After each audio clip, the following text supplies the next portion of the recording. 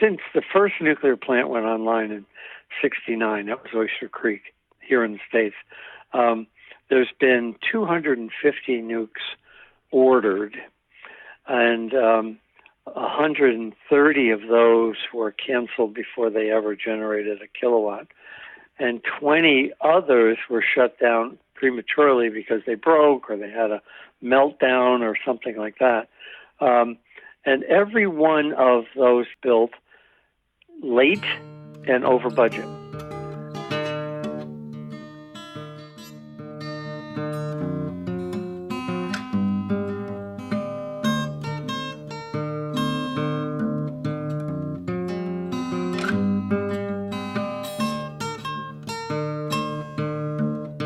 You are listening to TMI for the week of February 25th, 2019.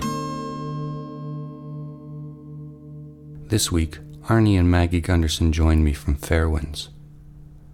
The two Gundersens both started in the nuclear industry. Arnie has written dozens of expert reports for government, industry, public hearings, and large groups. Gundersen was a licensed critical facility reactor operator in the 1970s. He's a former industry executive and engineer with more than 44 years of nuclear industry experience who became a whistleblower in 1990. Gundersen's also questioned the safety of the Westinghouse AP1000, a proposed third-generation nuclear reactor, and has expressed concerns over the years at the Vermont Yankee Nuclear Power Plant, and many, many others. His list of presentations before regulators is pages and pages long.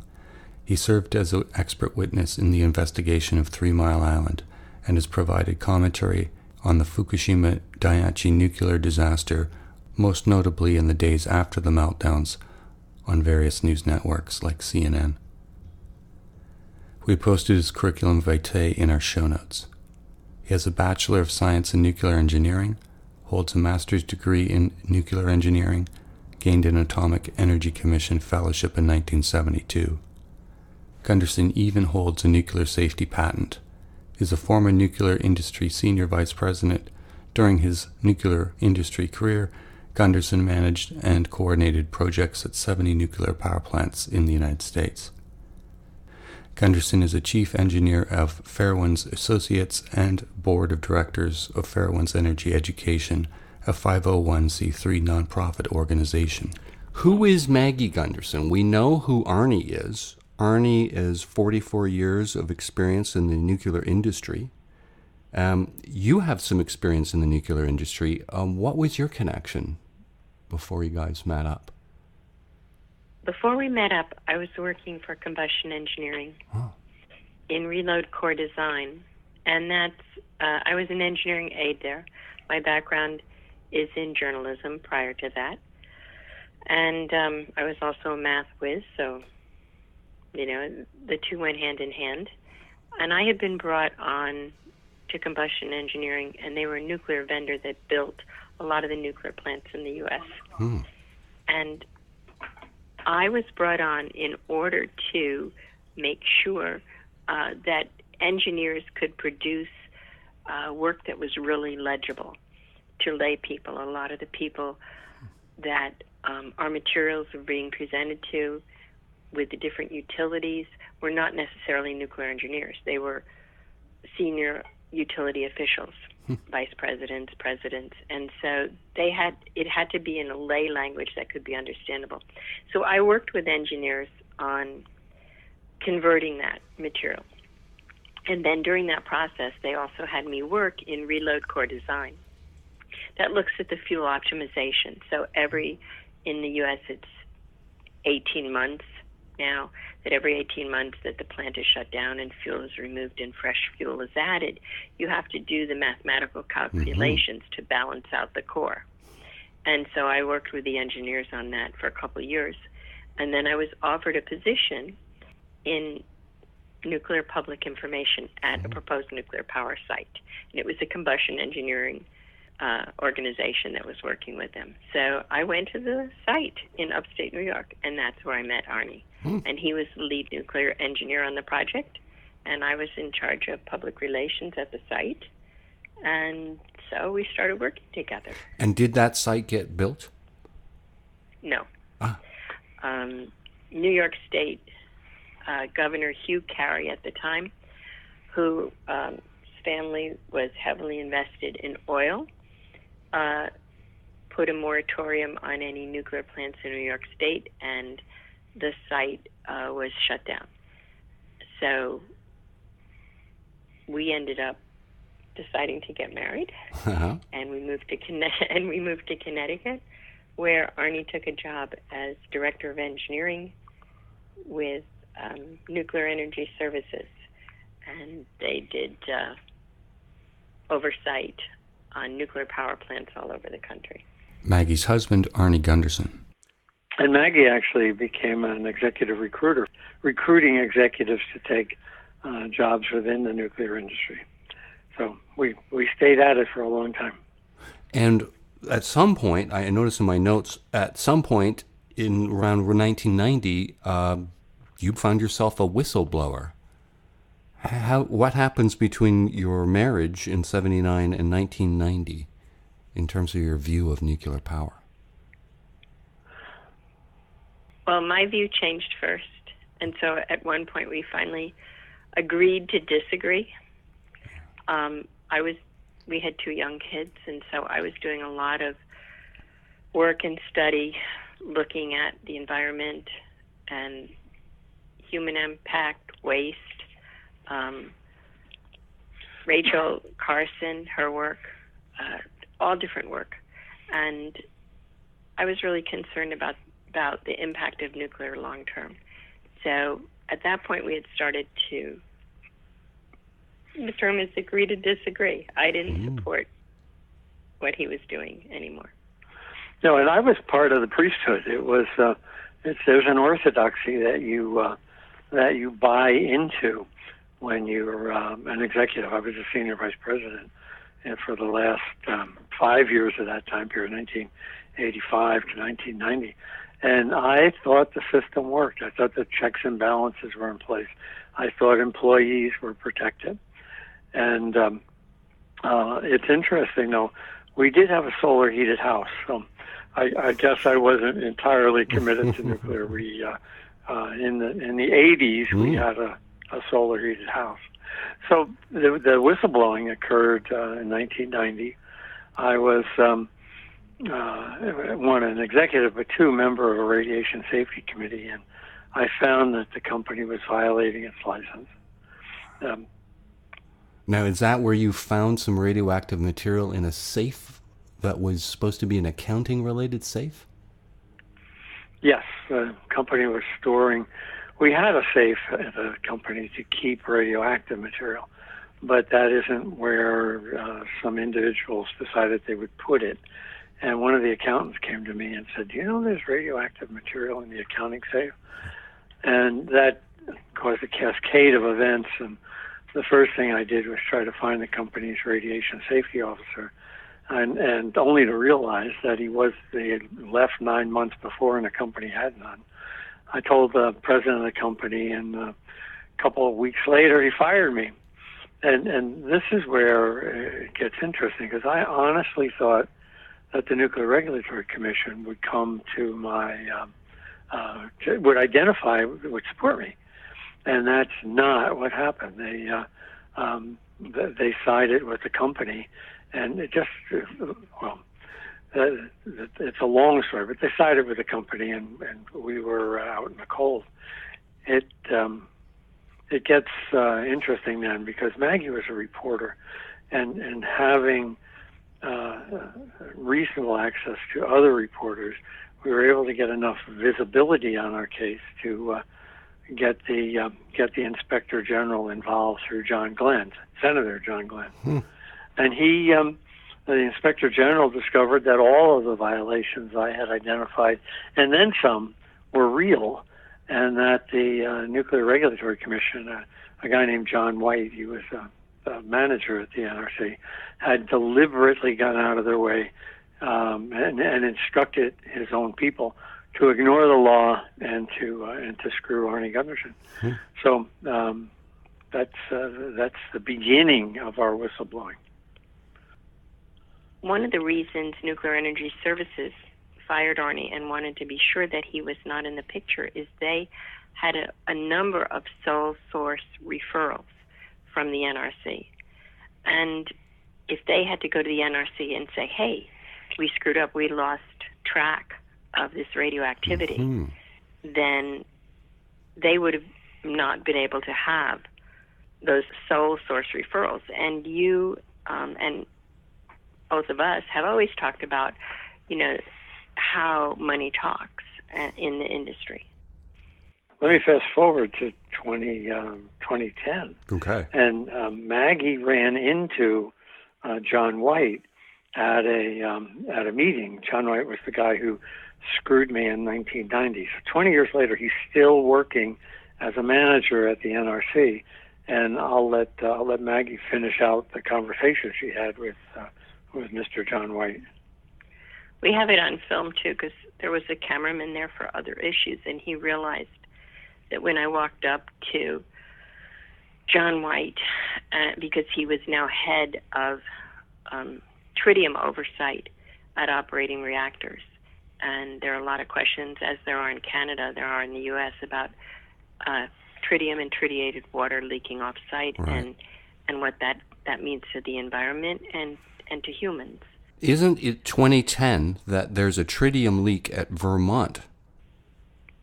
Yes, that was right during that time. Okay. So there was a big meeting down in Brattleboro, and first I was still working as a journalist and also a blogger, and a number of local mayors and town officials had contacted me that the NRC was having an illegal meeting. So first, I had covered that in a blog post, and once all the state officials realized that the meeting was being held on private property, so the press would not be allowed to attend, they all backed out. Senator Leahy's office, Senator Sanders' office, all the different offices, Congressman Welsh, everyone said, okay, we're not touching this. We didn't realize that it wasn't a public access meeting because they were holding it at a country club. The Vermont Yankee officials had scheduled it that way, and the NRC was going to go there. So then they had to reschedule it and put it at the high school. So then I went down there because I knew that Mr. White was going to be there, and I had the Inspector General's report. And most of those, the copy we had been given about Arnie's whistleblowing was heavily, heavily redacted. But then one of the federal senators, U.S. senators, gave us a copy, an unredacted copy, so we could see everyone who was mentioned and what really happened, and that's how we knew about John White's role. So I went up to him and I said to him, Mr. White, I'm Maggie Gundersen, and I wanted to tell you, I have the Inspector General report, and I see that, you lied and you cost us our home, our pensions, our savings. It basically tore our family apart. We had to move out of our community to reestablish. I said, what? And then this guy's walking over with the camera and he's filming. And so later on he gave us a copy of the tape. And Mr. White says, well, if I had to do it all over again, I would. And it was just such an arrogant, we're the priesthood. We know what's best for you little people out there. You either do it our way or, we're going to get rid of you kind of attitude. And he was very aggressive. And then several other NRC representatives who were there all came up to come around, and the Diane, what's her last name, Scrunchy, who was the PR spokesperson for the Nuclear Regulatory Commission at that point in time, in that area, said to me, well, you just have to come away now. We don't have anything else to say to you, because we were being filmed. Right. Well, this regulatory capture is sort of an ongoing theme, wasn't it? Now, you will correct me, but isn't the formation of the NRC, it's 1974, and wasn't the prompting of that because of regulatory capture under the Atomic Energy Commission? Is that accurate? Yes, it's very accurate, but nothing changed. No, they had the same employees, the same administrators, the same regulations. They just put a new sign over the door and people wore different hats. In Canada, we have rules, I guess, for municipal, and it's meetings that are without public notice, behind closed doors, and no minutes kept. And this, is there a similar rule about the NRC meetings that they were violating by having them sort of out of harm's way? Yeah, there is. I know last week you talked about San Onofre. I'll give you an example of San Onofre. The safety analysis that I found to be deficient is kept in a room on the San Onofre site, and it is not sent to the Nuclear Regulatory Commission. So the Nuclear Regulatory Commission comes in and sits in the room. They're given the report to read, and then at the end of the day, they give it back. So they've never taken possession of the report. So citizens don't know what the heck was going on. It's routine in the American nuclear industry that documents are passed across the table, reviewed in 8 hours, and then passed back, so that there's no legal requirement to have taken control of them. Because if there were, citizens like Maggie and I could FOIA them, Freedom of Information Act. But the way the system is rigged, it's very difficult to get this kind of information. Well, a little trick they do in Canada is to privatize the operation. So the government may retain the ownership of the actual reactors, but as soon as you get a middleman that's a private company, we lose the ability to read those emails and do the kind of oversight we would have had they remained operated by the owner. So that's just one little Canadian parallel. I think it happens worldwide. In Japan, where I've come to understand the system, what they'll do there is the reporters that cover energy or that cover the utilities are invited to press conferences, but if they ask tough questions, they're not invited back. And so they know that if they want to keep their jobs, they have to play nice with the utility. And of course, there's a lot more pressure over there now to cover up Fukushima as well. But it's a priesthood; it's an orthodoxy, and I kid people saying that I've been defrocked from the orthodoxy, and that upsets the Nuclear Regulatory Commission to see someone leave who understands the rules and doesn't believe the rules are adequate.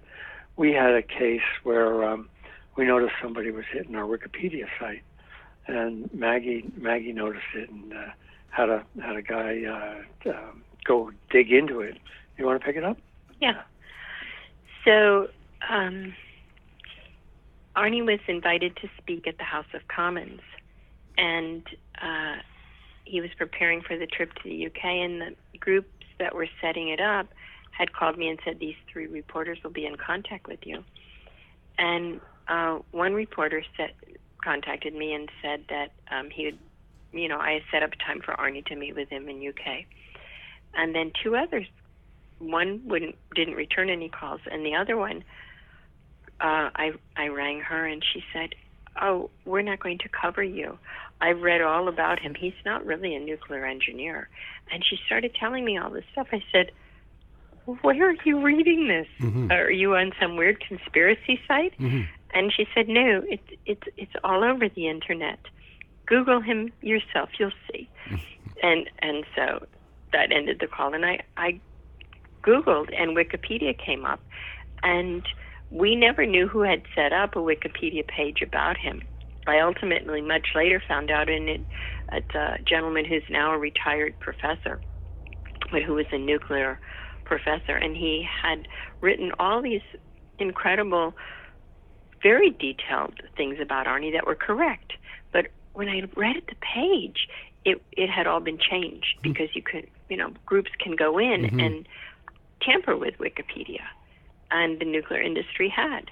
And so I called a colleague of mine, and I said, what do you do about this?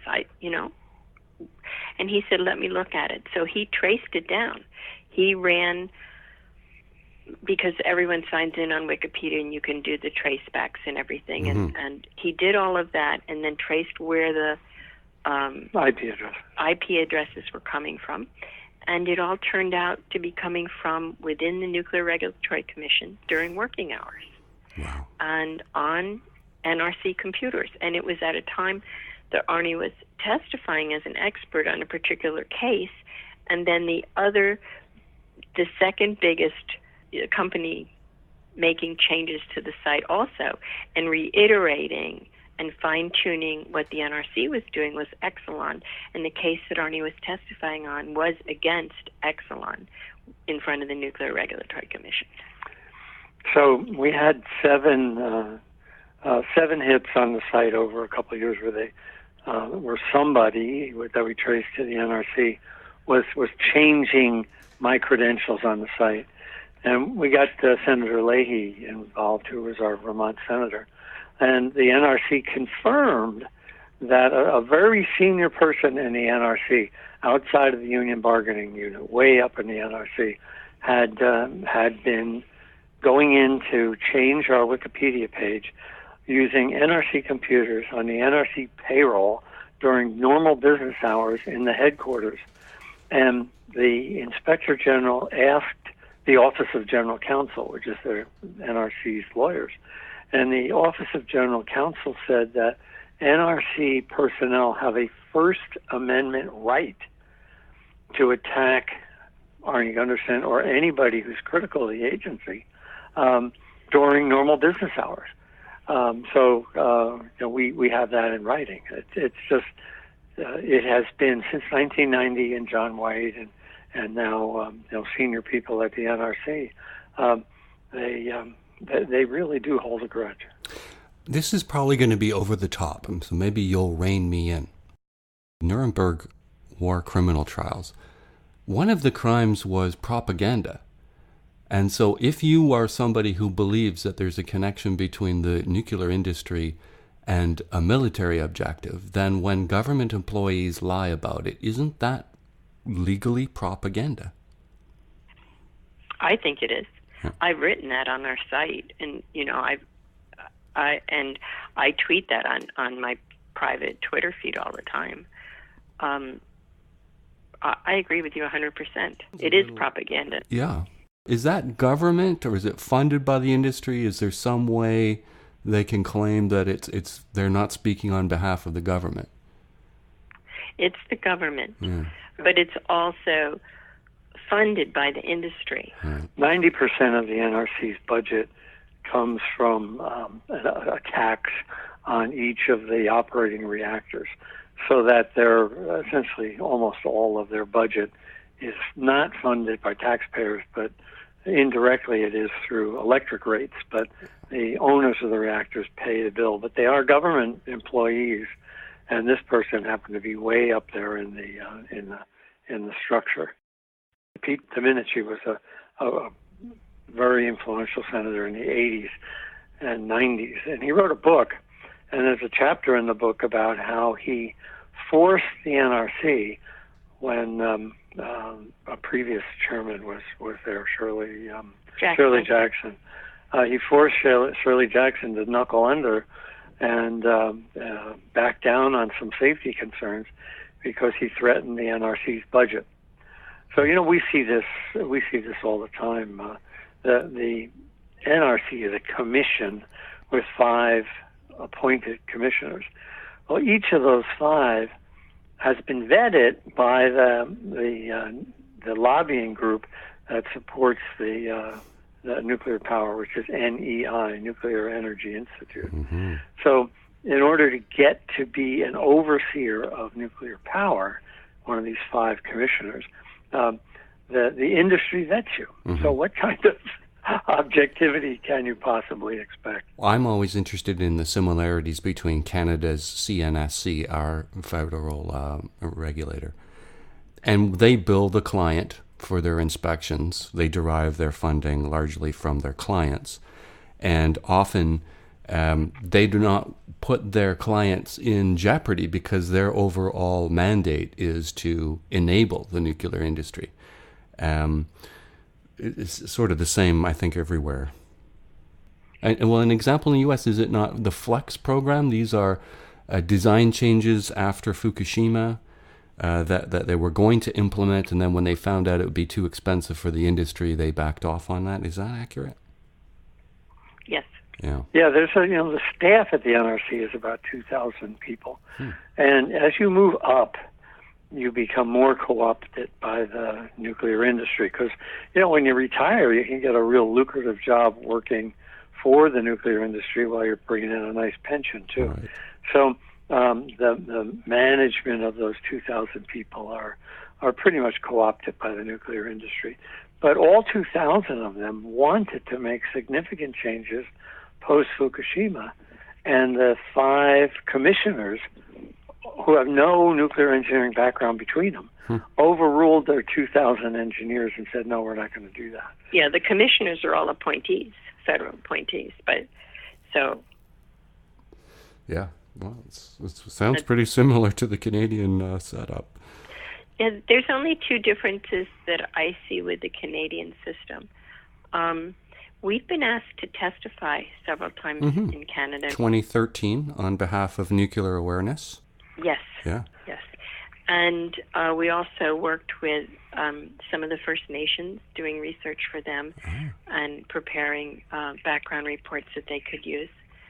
And all of that was paid for by the Canadian government because when one of the things is that they have to give an equal representation so that at least the stakeholders in the communities can have an expert that's paid by their taxes on their side. Yeah.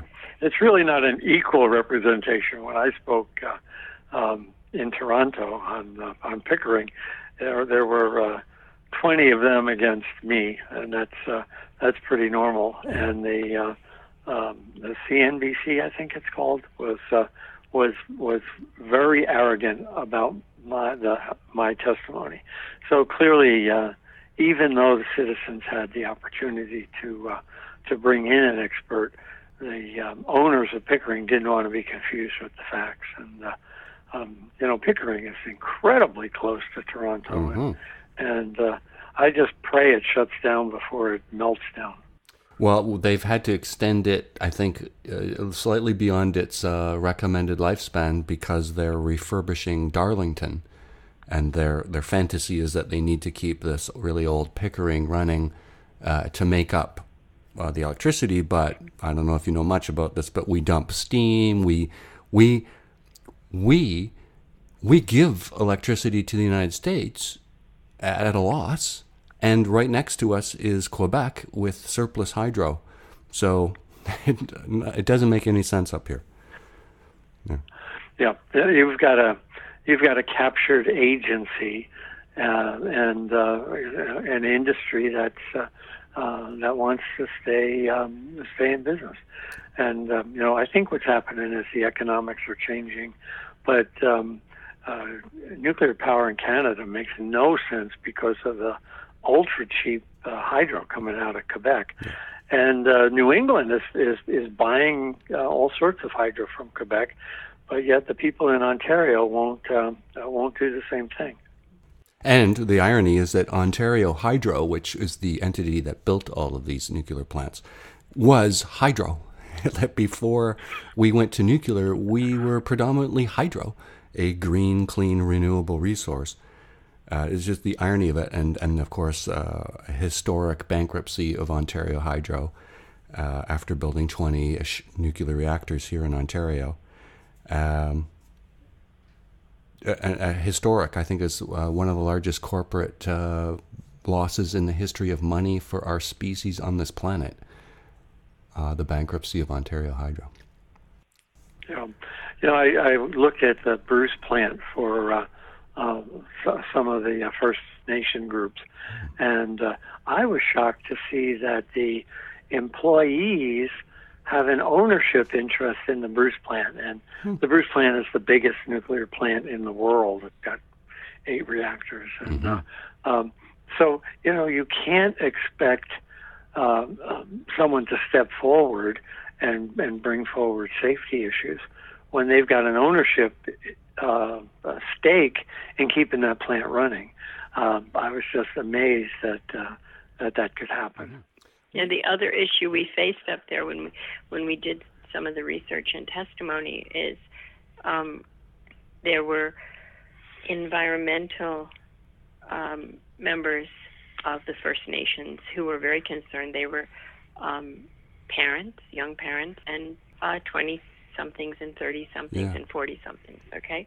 And they were looking at the environmental side, and they did all this research with us and brought all this evidence forward on what was happening because of the radiation that's migrating off the site, because of what's in the water, because the Canadian plants leak so much tritium and what that means.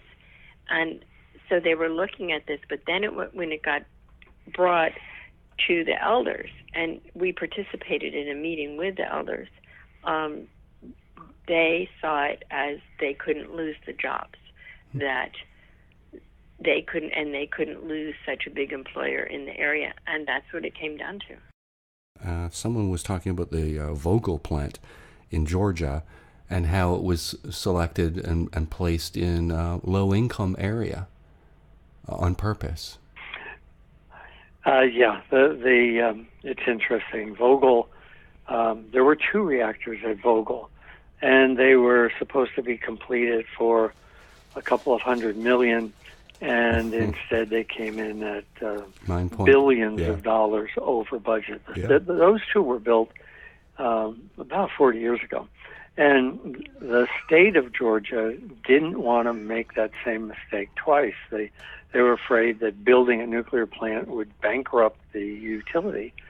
So what the legislature did was pass on the liability to the ratepayers as the plant was being built. And so now we've got 2 more plants being built at Vogtle. And they use a process called QIP, Construction Work in Progress. Which is a vehicle to pass costs to the ratepayers. Now the plant is 40% done, is already over its budget for the entire process, and is 5 years late. So that the people of Georgia are going to be stuck with high power costs for 40 years compared to renewables. Now, I actually testified, not in Georgia, but down in Florida, on the same plant with an AP1000 by Westinghouse. And in the same time span, 2008, 9, and 10. And I explained that these plants are going to take too long to build, and they're going to be too expensive. And ultimately, the owner of the Florida nuke closed them down and walked away, sticking the ratepayers with only $1 billion. But the people in Georgia didn't, and they're stuck with $10 billion right now, and probably another $15 billion to go. Dave, you've talked about, again, the money issue. Well, the Georgia Public Service Commission is just filled with industry people. This latest political campaign. Yeah, the commissioners there, and there's 5 of them, are they run for office, and one guy was up for a second term and was running for office, and he had some significant opposition because who wants to be stuck with a $10 billion bill? And the nuclear industry contributed $1 million to his campaign. And he won 52% to 48%. So, you can't claim an oversight agency like the Public Service Commission is objective when you got your job based on a $1 million campaign donation. And it's because bankers and the state, they're too smart to put up the money. The only way they can get these things paid for is if they get ratepayers essentially to pay in advance.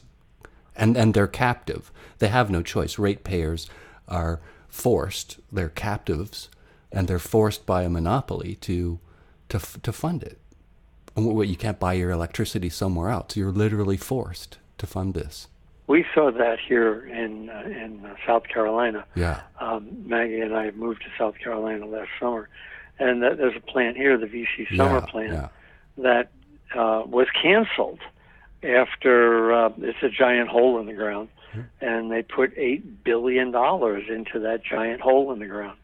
And over the next 30 or 40 years, the people of South Carolina are going to pay $8 billion for a hole in the ground that doesn't generate any electricity. What happens is these utilities are guaranteed a rate of return, something like 11% on their money. So if they get $20 billion in costs, they're allowed to collect 11% on that for 40 years. So that's darn lucrative. Please take my retirement if I can make 11% on my money. We did these things are not economic. There's a company called Lazard. They're an investment banker, and they're showing that nuclear costs are absurd compared to solar or wind or solar and wind plus batteries. And on our site, on the Fairewinds site, if anybody's going to go up, there's an E in the middle, Fairewinds. On our site, we've got a 2-minute animation about the cost of nukes moving forward, and that if you want to fight climate change, you're not going to build nuclear plants. They're too expensive, and they take too long.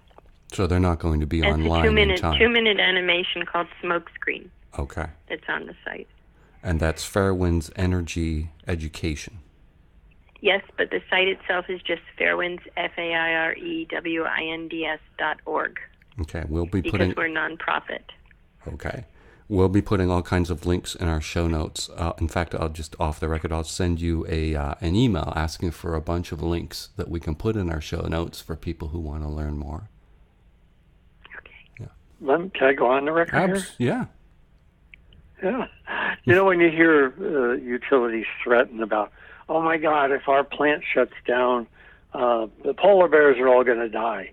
I did the calculations, and I gave them a speech at McGill over in Montreal that outlines if you look at how much carbon dioxide nuclear plants save, and you assume that if they were to shut down, that would be replaced by a gas plant, which is a poor assumption. You replace it with a renewable. But if you assume that a gas plant replaced the nuclear plant, and I used nuclear numbers from the nuclear industry, closing one nuclear plant increases the amount of carbon in the atmosphere by 7,000ths of 1%.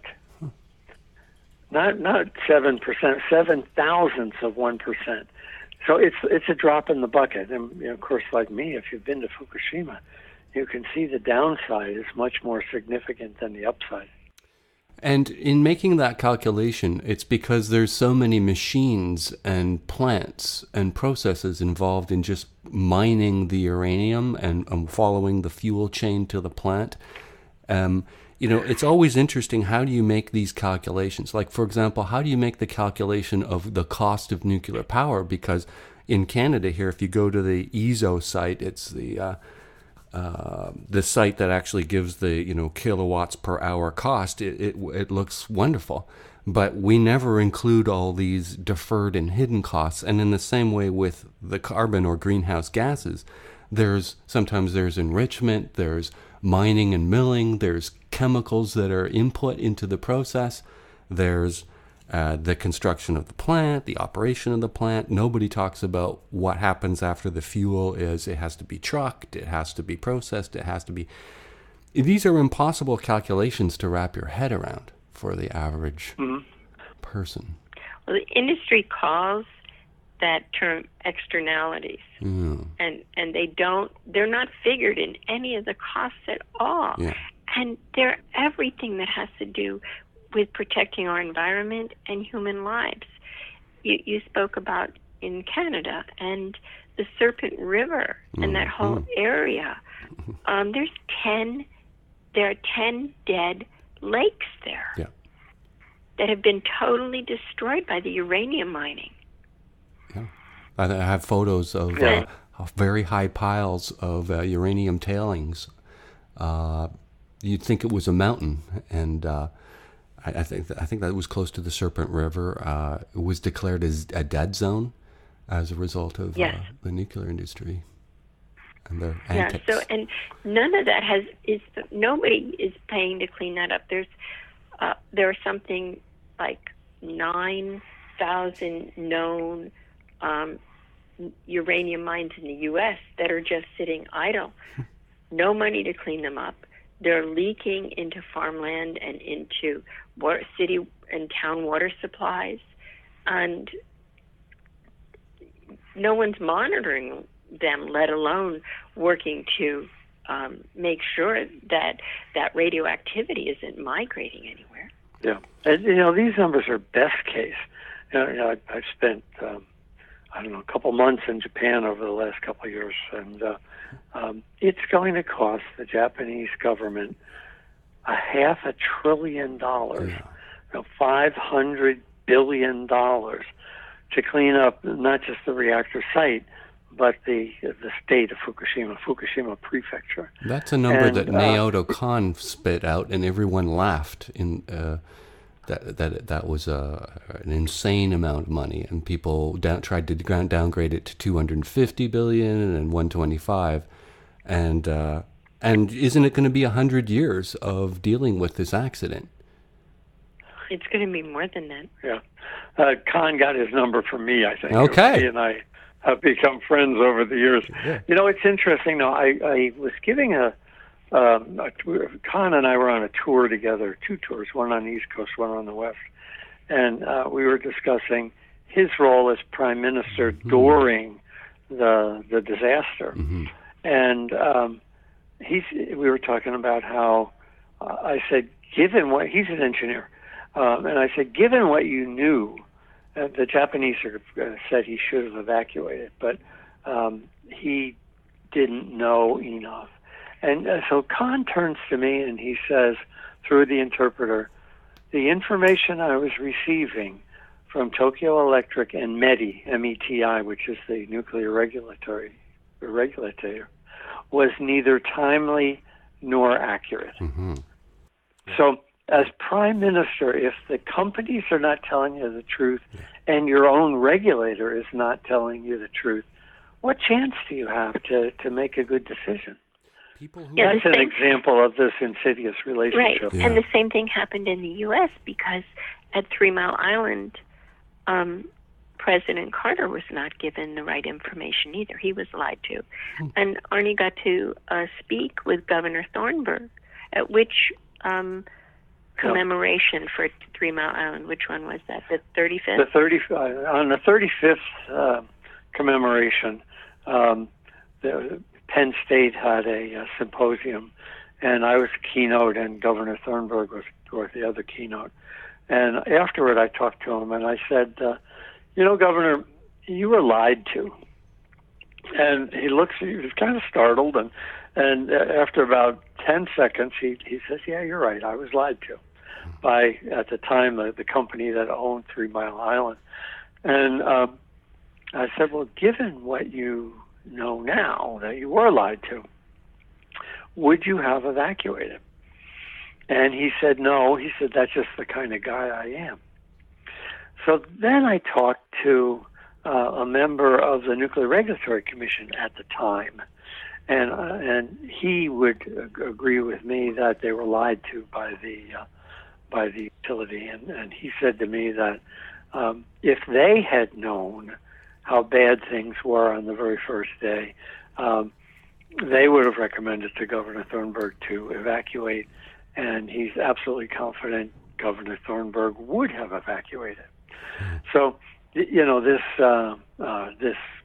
myth of nuclear safety, I saw it. You know, I lived through it on 3 Mile Island, and then I saw it happening again on Fukushima. And we vowed that it wouldn't happen again, and that we would stand tall against the perpetuation of lies at Fukushima as a result of my experience on TMI. Let me go back in time just a little bit, Dave, and go back to when 3 Mile Island happened, because we had an infant then. You know, You were pregnant with our That's right, I was pregnant. Son, it was even before he was born. Thank you. So I was pregnant then, and Arnie went. And we were 150 miles away. Right, which is in direction of in the direction the plume did move. Yeah. Arnie went on television, and he took my pressure cooker in to show them how a containment system works, and, you know, in plain language to people who were watching, and say everything was contained. We've been assured everything was contained. And then later he became an expert witness on that case and got to look at all the data himself, and it wasn't contained. It's quite clear. Yeah. So I basically bought into what the nuclear industry told me and went on television and spouted the same story in 1979. And it was only afterward, as an expert for the 2,000 or 3,000 people that were in the litigation against 3 Mile Island in the 90s, that I realized, oh my God, this was awful, and the people there should have been evacuated at 7:30 in the morning on the very first day. All the signs were there that there was a meltdown, and that's my conclusion. I'm going back on to Harrisburg over the 40th anniversary, 40th commemoration is coming up, and that's March 28th. On March 26, 27, 28 in there. And I'll be keynoting again at Penn State Harrisburg, as well as a press conference in the Capitol building. Will any of that be available online, a video of that, do you think? I believe that some of it is going to be telecast. Okay. And there should be public video of it. I can find out for you and give you a contact name as well. I was a pretty weird kid, bit of a nerd, and I had read quite a bit on nuclear physics, just as a personal interest. Weird kid. And I remember the night of the 3 Mile Island accident, and there were reports on the radio, and it was a rainy night. And the wind, because we had a channel that we could see the local radar, and you can see the direction of the clouds. And people were really worried. I mean, even though we're a long way away from it, a lot of people were sort of terrorized by that accident. And there were people who were directly affected by the accident. Yeah. You say the word accident. Uh-oh. Yes. And I like to correct reframe me. that. Yes. Because when I talk about it, for the last couple of years, I've tried to talk about it being a meltdown, or toxic radioactivity, toxic radioactive release, disaster, catastrophe, cataclysm, any term but an accident, because the nuclear industry coined that term accident. And they do what's called a probabilistic risk assessment. And I didn't know this when I was in the industry. I didn't know they were doing that. I call it shooting craps, or rolling dice. But I guess that's not appropriate. In their assessment, they quantify what possible percent in their estimation a particular thing might happen at a nuclear plant, a pipe break or something else, or whether there would be a daisy chain of events. And some things that we think are heavy, heavy risks, they give 0% chance of happening. And then they value that against human lives. And they say, well, if we release this much radioactivity, it may mean that ultimately this many people are sick or die, or if there's a meltdown, there may be this many deaths, but it's worth the social good of having nuclear power provide energy for citizens.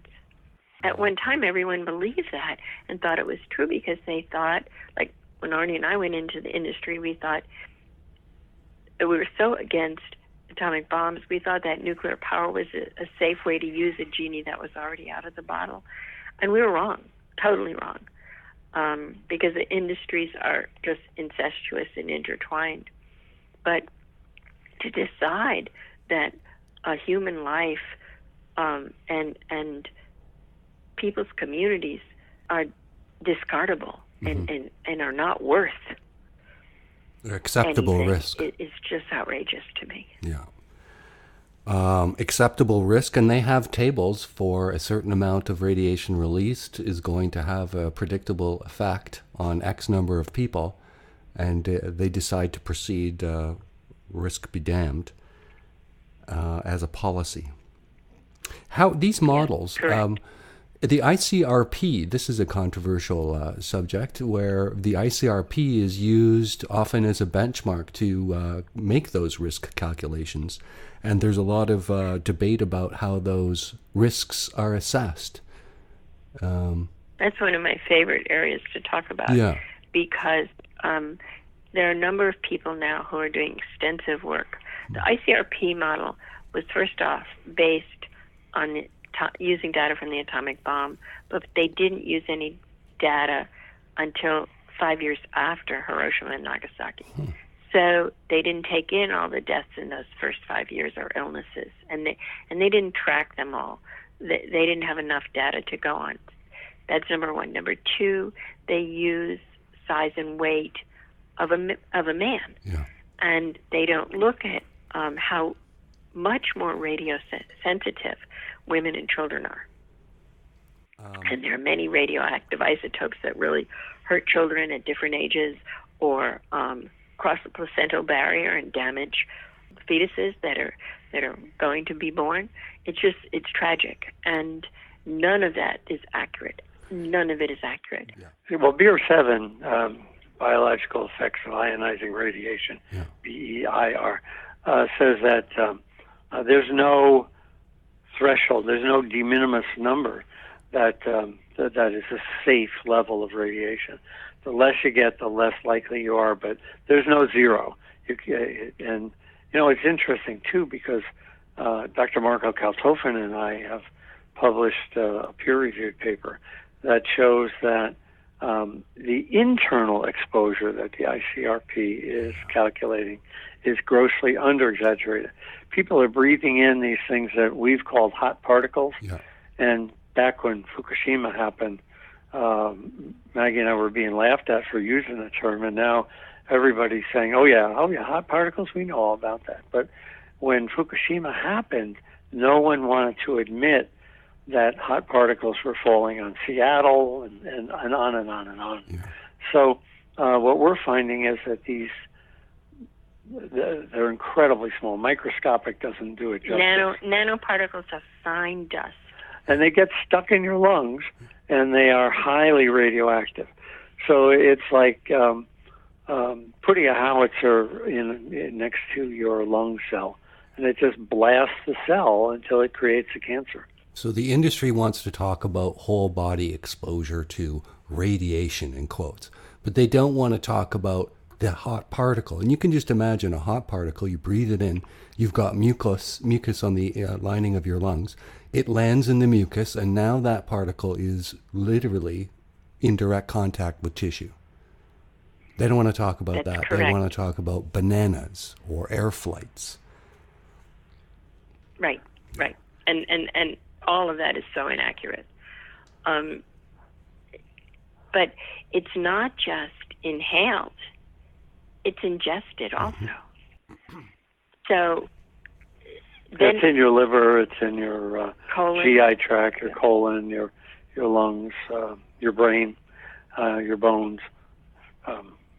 If it's in your body, then it's also next to your reproductive organs. If it's in your bloodstream, so we can see pretty clearly how, forming eggs and maybe even sperm, if this stuff like tritium, for example, which I've heard it said that whatever the concentration of tritium is in your environment will be that concentration it is in your body, because the body doesn't know the difference between tritiated water and non-tritiated. You're breathing it in. That's it's correct. Going into your bloodstream because there's water in your blood. And so if you're being a skeptic about this, well, you can see how this blood flows right next to your reproductive organs. So it's not just potentially going to mess with your genetics, but possibly your offspring. Yes, and those effects don't show in the first generation. They usually show in the second or third generation. So, if you look at Fukushima for genetic changes, it's too soon. It's 10 years. We've just seen the thyroid exposures going up, and now we'll see the lung cancer and the hard tissue exposures going up. Except that the Japanese government is going out of its way to hide that data or destroy that data. It will be very difficult to do good epidemiology in Japan to confirm or not confirm the ICRP, because the Japanese government is threatening doctors and destroying information that would provide a useful epidemiological basis for people like me going forward. Weren't they also doing other things like taking the debris and waste off-site, burning it, storing it, all throughout Japan? And I thought this, maybe a little too conspiratorial here, but as soon as you start taking these materials, like forgetting what the wind blew off or what was drawn away by the tide, when you start taking the materials and spreading them throughout Japan, that also affects your study, because you've taken the debris and pollution and relocated it and burned it in various prefectures. Doesn't that make it harder to say that this particular spot has led to a health impact? Yes, it does. You can't compare a high-level area like Fukushima to a low-level area like Kagoshima. You just can't do that because they've moved that radiation down there. I was in a parking lot in Tokyo back 2016, and I put my Geiger counter down. Those little, when you pull your car up, those little concrete things that the wheels go up against and you bump into. I don't know what they're called, but I put my Geiger counter on the concrete thing, and oh my gosh, it went crazy. And what I discovered was that the concrete bump that was set in the parking lot had been made from the residual that had been burned in a Fukushima incinerator. So they're using that as fill and then moving that all over the country to spread the dose out. And then after they do that, that changes the background readings everywhere. Yeah. So then they can say, because every nuclear license is based upon how much percentage above background. So if you artificially, elevate the background level, well, then you can pump more out. Wow. Didn't even think of that.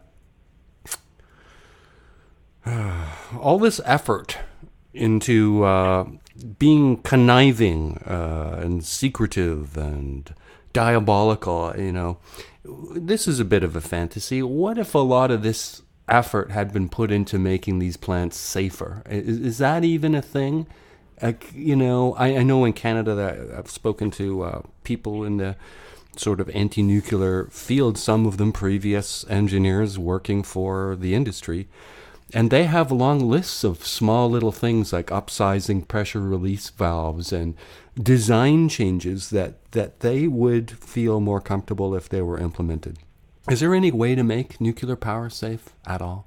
Nuclear power can be made safer, but it's a matter of money. It's already an incredibly expensive way of making electricity, and the industry and the regulators know that if they pile on other safety concerns, they'll put the nuclear industry out of business.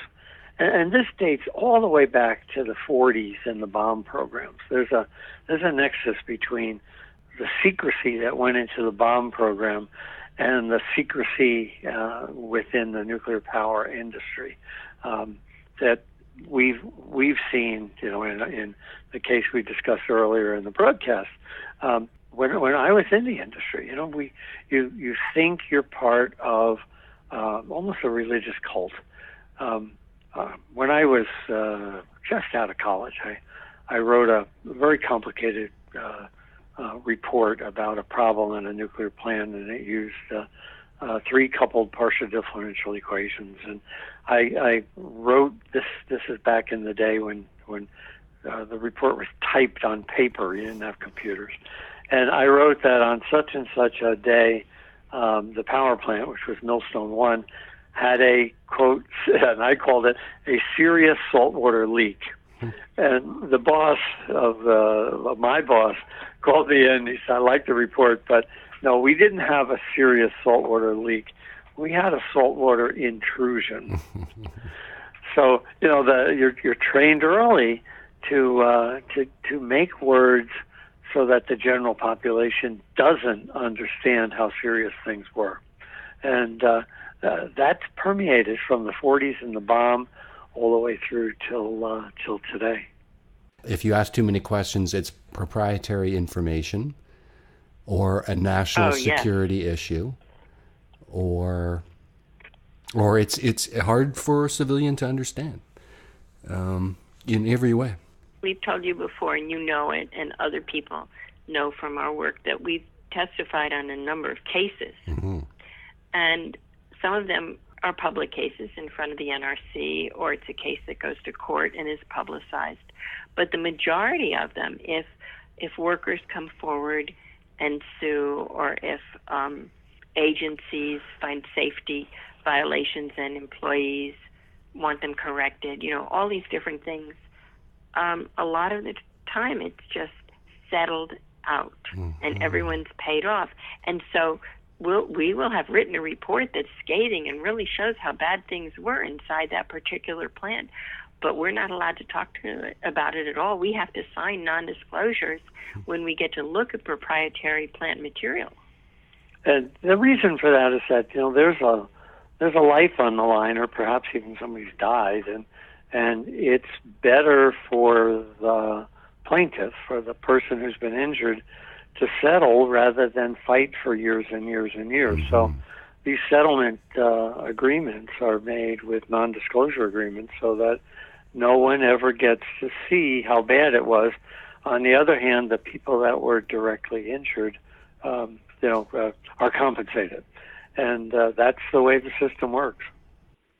Right now we're doing a special study. Arnie talked to you earlier about the hot particles in his work with Dr. Marco Kaltofen at Worcester Polytechnic Institute in Massachusetts. And one of our strengths has been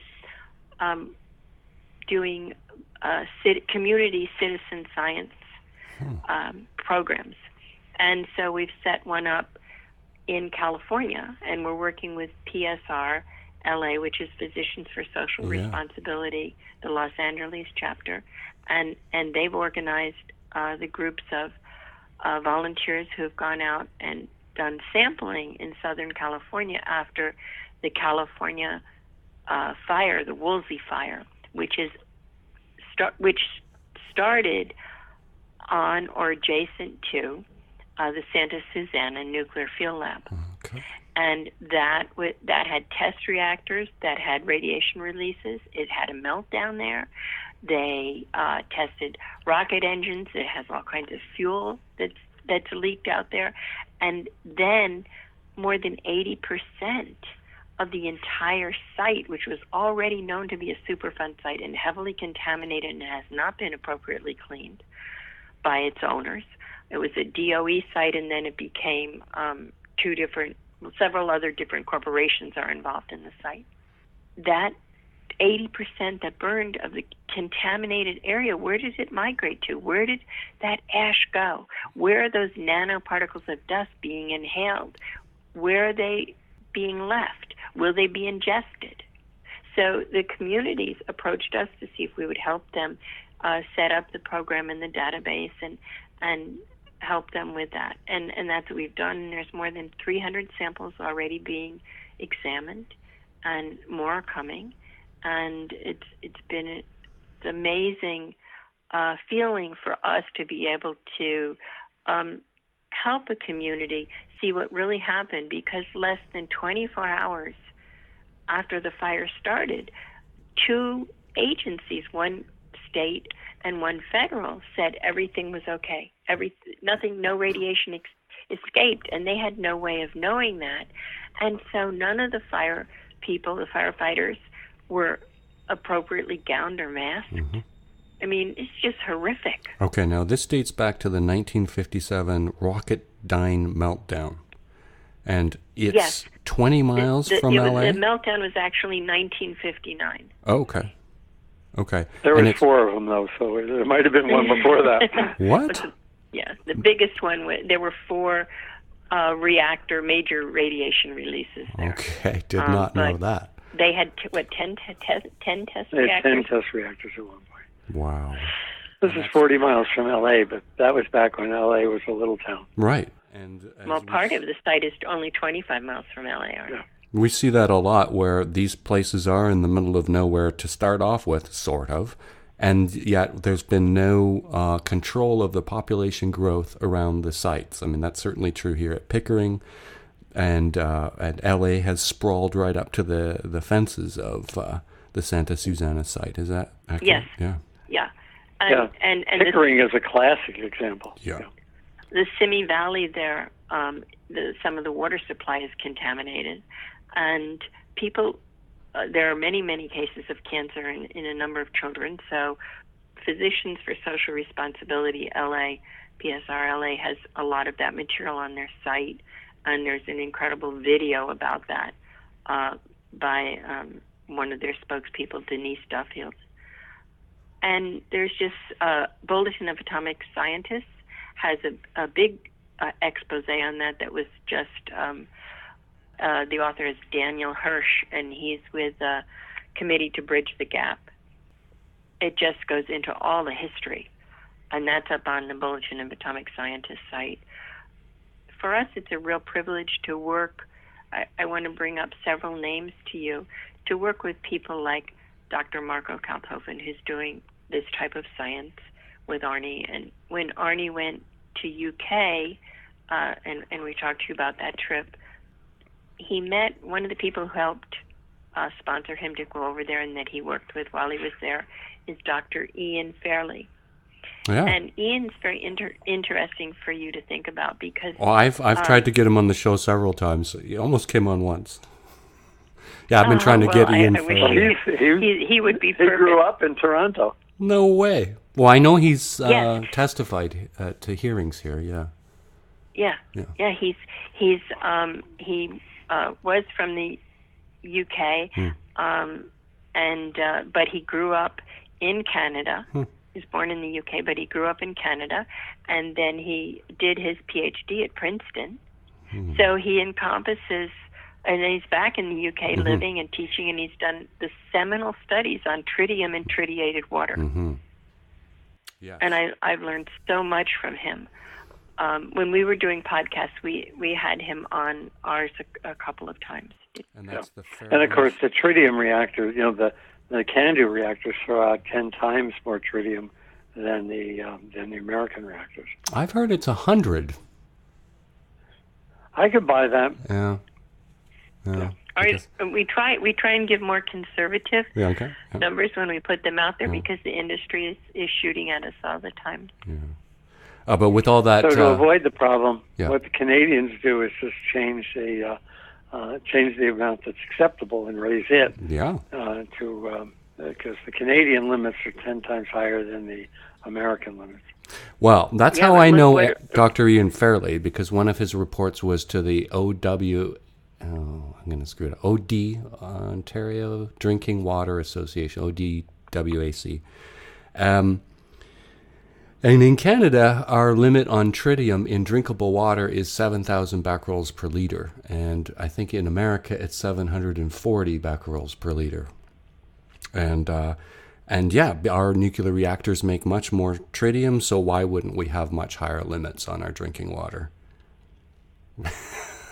It's so tragic because it crosses the placental barrier. Yeah. When the industry first started up, and we were first in the industry, we were both taught that it stayed in the body for about 50 days, and tritium was just like water, and you just peed it out, and it didn't do anything. Yeah.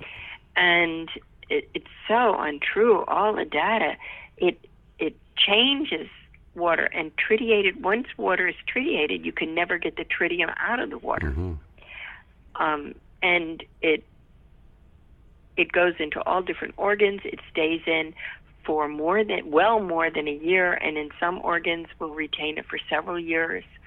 All this is cancer producing, and other illnesses. I'm always interested. One of the little techniques that they use is so after every accident or any kind of release, they'll just pick one isotope to talk about. They'll give the amount of iodine or cesium or tritium.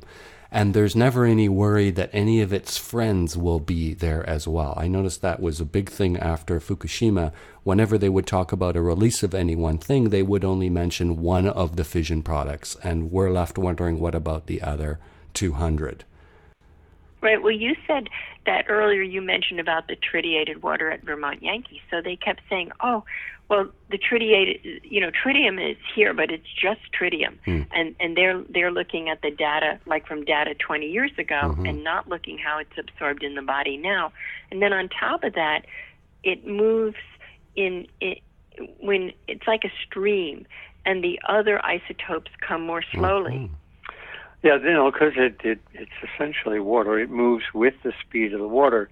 And behind that are the larger particles that kind of act like the boulders in the water, the strontium and the cesium and the cobalt. So when you pick up tritium at the site boundary, at least at Vermont Yankee, that indicated that, that was the engine, but the rest of the train and all of the cars behind it were soon to reach the site boundary, which is what we found. Yeah. One thing I want to ask you, and I find that no one talks about cobalt.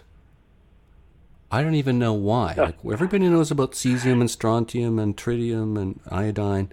We never hear anything about cobalt. Is there a reason for that? Is there something particularly bad about cobalt we don't know? What's cobalt?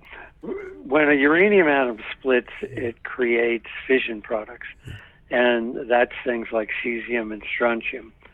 But when a neutron that's inside the nuclear core hits iron, it creates cobalt. So cobalt is not a fission product. Okay. It's part of what's called CRUD, C-R-U-D, which stands for Chalk River Unidentified Deposit. I've heard that one before.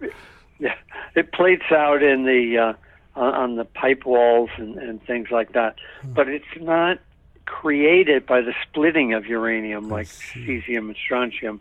It's an activation product, which means that any iron that's in the water or any iron that surrounds the nucleus that is fissioning can become cobalt. So, but they're all three are bad actors, and but two have a different parental linkage than the other one.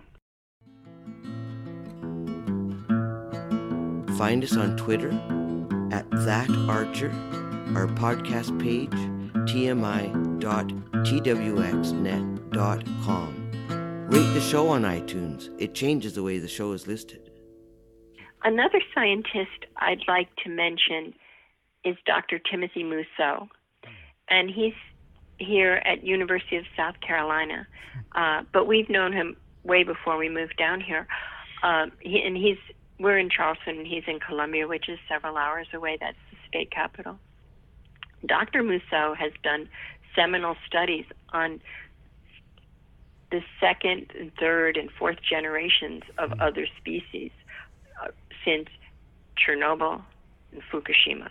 And his science work is impeccable, and he's produced around 90 papers about his work, and it shows DNA changes in birds and in different animals. It shows tumors, and it shows a decrease in the size of bird brains, and all sorts of changes in the way insects develop and things like that. So he looks at species that reproduce quickly, so he can get to, not like human beings, which is maybe every 30 years we'll have a new generation, but he looks at things that turn every year or two, and he's already seeing some phenomenal changes in the biosphere, both at Chernobyl and at Fukushima. When I've been out speaking, people say, yeah, we know nuclear is bad, but what are we going to do without it? Right. And that seems to be the thing that nuclear hides behind, is we're the big boys. We have baseload power. And I just want to refer your readers to, your listeners, rather, to a couple things that Fairewinds put up to address just that. If you go up on the Fairewinds site, there's a speech I gave at McGill that talks about what are we going to do with if we don't have nuclear. And in fact, the life will go on and be even better.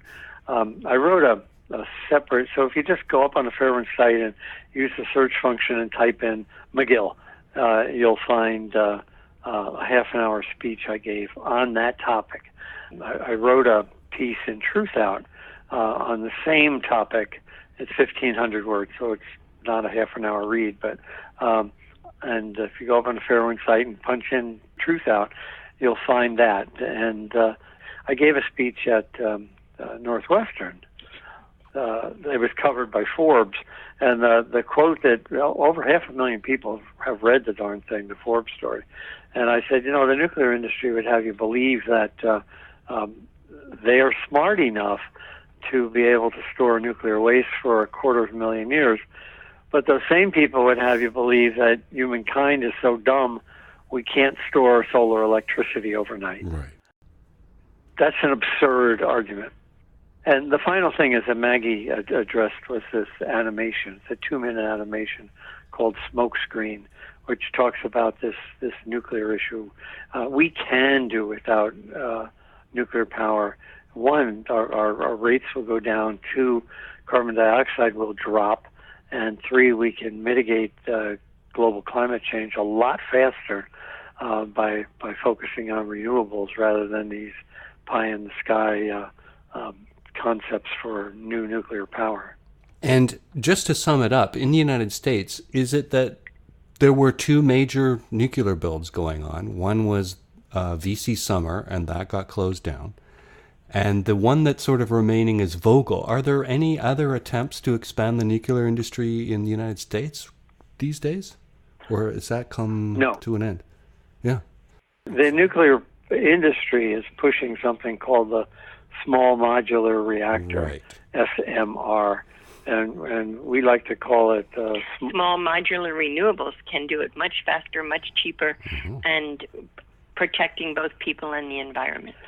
Since the first nuclear plant went online in '69, that was Oyster Creek here in the States, there's been 250 nukes were ordered, and 130 of those were canceled before they ever generated a kilowatt. And 20 others were shut down prematurely because they broke or they had a meltdown or something like that. And every one of those 250 nukes was built late and over budget. Mm-hmm. So, when I hear these people talk about, well, the new nukes will be cheaper and they'll come in on time, boy, is that wishful thinking. There's not a single historical example to support the fact that a new nuke will be anything but expensive and late. Now, just to end on a depressing note, if the answer was to shut these plants down, comes the question, where do we put the spent fuel? What do we do with the used cores? What do we do with the concrete and the steel? And one of the things you're talking about these days is rubbleization. And people wouldn't think. Can you just touch on what the problem with rubbleization could be? Well, there's 2 problems with rubbleization. I'll let Arnie explain the technical part, and then I want to talk about what I'm concerned about with the nanoparticles of dust. Yeah. They're proposing on nuclear power plants to grind them up and use the grinding pieces in highways, or other construction airstrips or whatever as the fill for concrete.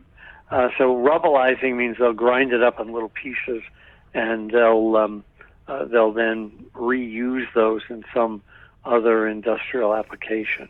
The nuclear fuel is not rubbleized. That's a separate issue. We only have to worry about that for 250,000 years.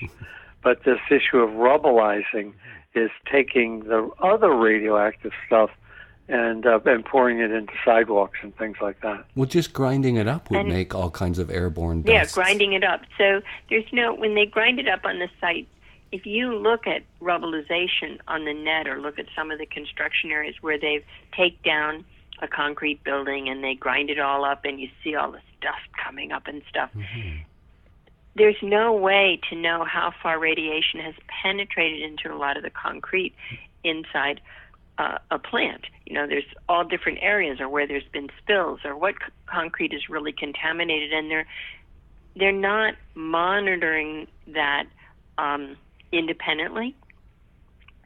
So just the company that's been chosen to take the reactor and the whole site apart for X number of dollars is given that responsibility. So it's very easy for all these contaminated pieces of concrete to get ground up and rubbleized, and that dust then blows into the air. It's not in any sealed, it's not being done inside a containment, it's not being done inside anything, and it just can migrate. And then just as we've talked about the tritium coming down, tritiated water will evaporate from a site and then move and come down with the rain, and that's how it spreads. Well, these nanoparticles of fine radioactive dust will do the same thing. They'll migrate in the weather patterns. That's the original term for fallout. And the steel. Am I going to find that steel that is used in these plants in my Levi's zipper? I was at a friend's house down in New Jersey, and I happened to set my Geiger counter down on his dryer, clothes dryer, and it was a new dryer. My God, I was amazed at the radioactivity I was measuring coming off of that clothes dryer.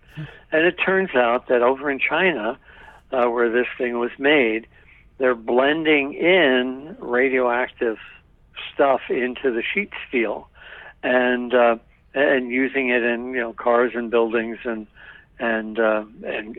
clothes dryers. It's the goal of the nuclear industry is to make that process ubiquitous. They're going to have a radioactive belt buckle, and that doesn't seem very good for your chances of reproducing. But that's where the nuclear industry is going. Let's spread this out. Dilution is a solution to pollution. After the Fukushima accident, there were very few sources of information. You were one of them on CNN. But one of the things that I took note of at the time and was very surprised by was that as I watched news come out every week about and it took them months to admit there were even meltdowns, and we're just watching mainstream media just give little trickles. And I was certainly watching it on Twitter and on television. And one of the things that I was fascinated with was that I really assumed that my lack of understanding of what was going on there was a result of a translation problem. NISA, the regulator, had a spokesman, and I think there were translators, and it was a lot of broken English, and we were always finding out 2 weeks later that it was twice as bad now as they had said it was 2 weeks ago, and this just went on for almost years. And it turned out, I was shocked to hear, and I think the spokesman was Hidenko Nishiyama, former NISA spokesman, and he's Harvard law trained. So where's the translation problem here? What's it? What we found out during that time is that they were forbidden to talk about so many things. Yeah. I mean, just some of the reporters who were on air in Japan and who were telling more and being more public about things, they were censored. They were removed from their jobs.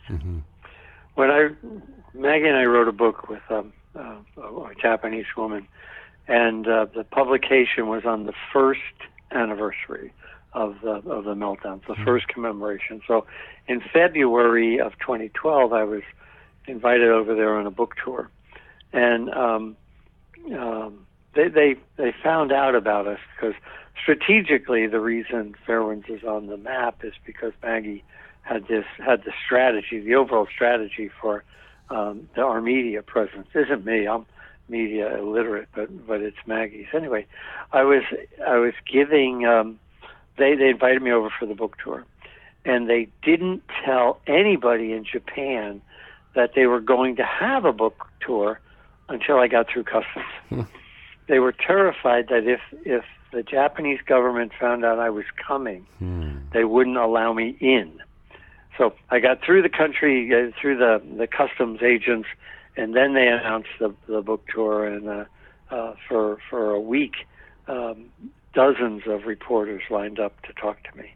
The publisher said, this is why we're in business. It feels like we are doing a public service with this book. It was very heartening, but to think that the Japanese government would try to prevent me from coming in because we spoke the truth is just indicative of the problems we face every day. On your website, there's some recent movies, a couple documentaries. What was the other? Power Struggle? Power Struggle, there you go. So you can just look through and watch. It was an interview on CCTV about that documentary, Power Struggle. And then there's another one about Vogel and Power Lines, Laura Asherman. And your site is just dotted full of all kinds of presentations, speeches, interviews. It's quite a wealth of information. We're trying to make it more user-friendly because ourselves, the films that we made, the videos we made in-house, we made more than 200 videos in-house, and then all the podcasts we did, and so many presentations all over the world, right. and it just so it's pretty user-friendly. I didn't know. Oh, good, because we're in the process of revamping it a little bit more, and trying to make it a little easier for people to find things. We're working more on science. We're doing less. When I began everything with Fairewinds, and I had founded both companies as Fairewinds Associates, that is the expert witness testimony and paralegal services, because I'm a paralegal.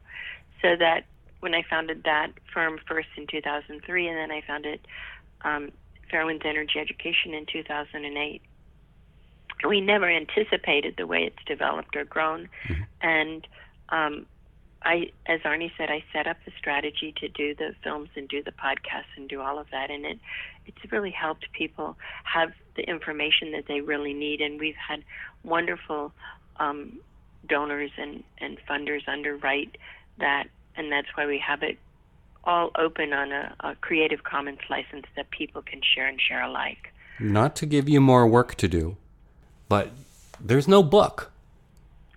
There is a book in process. The book was in Japanese, and we published it first in Japanese because we felt that was the thing to do from the human perspective. That was the right thing. They were the people who were hit the hardest and needed to know the true facts. Industry went after us very, very heavily and tried to say everything we said was a lie. And every part of the analyses has been proven true. Yeah. He did, the big ones. There were 5 major points, and all of them, TEPCO, 5 years later, well, more than 5 points, but 5 years later, TEPCO finally admitted every single thing that we had brought forward. I have the rights to the English version, and so I am only now in the process of putting that book into English. Is there anything else that we didn't cover that you want to get in? I mean, maybe we'll have you on again in a short period of time, and we could just get it. We had an interesting January this year. Okay. Arnie turned 70, and we celebrated 40 years of marriage. Wow. How's that? What's that like? Yeah. It's really it's really wonderful to grow so much together and grow and share so many experiences throughout. You guys life. seem like the perfect couple. Yeah. Would that be accurate? Thank you. Thank you. You mentioned, is there something else we'd like to talk about? Sure. At another time? And it's a British story. Sir John Cockcroft. It's on our site, but I think too many people miss Cockcroft's role in probably one of the worst nuclear disasters in the country was over at the Windscale reactor. Right. And he foresaw the accident sequence, and I use the term accident just then, the disaster sequence, and he insisted that they put a filter on the stack. Right. And that delayed the Windscale project by 9 months because they had to put this filter up there. And this is the bomb plant, and it slowed down Britain's bomb effort significantly. And son of a gun, after the plant was built, it had the core fire that Sir John Cockcroft had invented, and that became the filter was called Cockcroft's Folly, but in typical British dry humor, one of his cohorts said, after the meltdown, that seemed to be the wrong term. But it's exactly like what's happening on the AP1000 now down here and in China. They don't have a filter on the vent, and I've argued for years that they should. But now, again, we could just keep going on and on, but I just want to frame up the Windscale. So whenever there's a giant nuclear disaster, the answer is just to rename the site. So now it's called Sellafield. Yes. So it's the Windscale. And I would like to come back on and discuss one other part that we haven't, and it has to do with both renewables and the current energy paradigm as it stands now with the grids. Nuclear plants are especially vulnerable because of the grid system we currently have, and the grid system is not protected. One of our dearest friends and colleagues just suddenly passed in December, and that was Matt Stein. And he did enormous work, and there's 2 films on our site about him, about that Arnie and he did together, about electromagnetic pulse and solar flares, and how those could knock out the grid in such a way that all the nuclear plants would shut down and they couldn't start up again, but they'd have all that hot fuel unable to be cooled. Wow. So Quebec actually had an EMP hit the grid and knocked the grid out for half a day. So that's those 2 things, that what Arnie just said and I just said, we'd love to come back and talk with you about those 2 that'd things. Be wonderful. They're really impactful. And that's why changing to renewables and microgrids is so important to our country's survival and your country's survival, all of it. And you have something about the baseload myth on your site? Yeah, I'm sure. I don't know. We've used that term, baseload myth, but I've talked about probably in the McGill speech would be the best example of that. But I guess with that search function we have, if you type in baseload, you'll see where that term has been used. And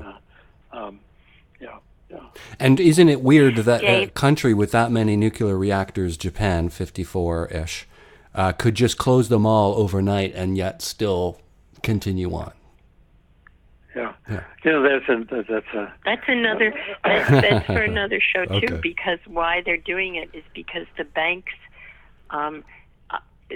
said they would pay all the money and idle the plants, and the first 5 years that's what they did. So the banks now are owed all this money, and that it's a financial debacle. And what happened in Japan, and our book is called Fukushima Daiichi, The Truth and the Way Forward, where we outline a renewable future for Japan, and the Japanese chose to ignore it. They had this nuclear infrastructure, not much different than Germany's, And Germany had 20 nukes. They had 30-something or 40-something. No, 54 rather. Yeah. The Germans chose to shut them down and go renewable, realizing that was an incredible export opportunity, that the world was walking away from nuclear. And the Japanese decided to double down on nuclear and kept all these plant staffs with thousands of people employed, and obviously they were borrowing money to pay the salaries. And in the process, it supported Hitachi and Mitsubishi and Toshiba, who had nuclear fabrication facilities there, so they had planned to sell to the rest of the world. Yeah. Well, guess what? In the last 8 years, the Japanese haven't sold a single nuclear reactor to the world. They could have been selling renewables, and they could have been a leader in the forefront of that. Yeah. So, the Japanese and Germans traveled down the same path, and one decided to make one turn, and one decided to make the other. And we talked about it in the book, and I actually talked about it. I gave a presentation at the Olympic Stadium in Tokyo, and discussed just that this was an opportunity for Japan to change the paradigm, and instead they just doubled down on a bad estimate. Dave, Yep. Thank you so much Thank for you. hosting us. Thank you, guys. Take care. Bye. That was Maggie and Arnie Gundersen of Fairewinds Energy. Just Google FAIRE Winds. There are many sources for those who want to learn more. I bet there is a site, dump, or plant near you, and you had no idea. We reached Arnie and Maggie Gundersen by phone from South Carolina. Find us on Twitter @thatarcher. Send us an email, archer@twxnet.com. For guest links and contact info, visit our podcast page, tmi.twxnet.com. Find us on Android and Apple podcast apps. Subscribe and rate the show on iTunes. I'm Dave Archer in Toronto. And I'm Maggie Gundersen in Charleston, South Carolina. And I'm Arnie Gundersen from Fairewinds Energy Education.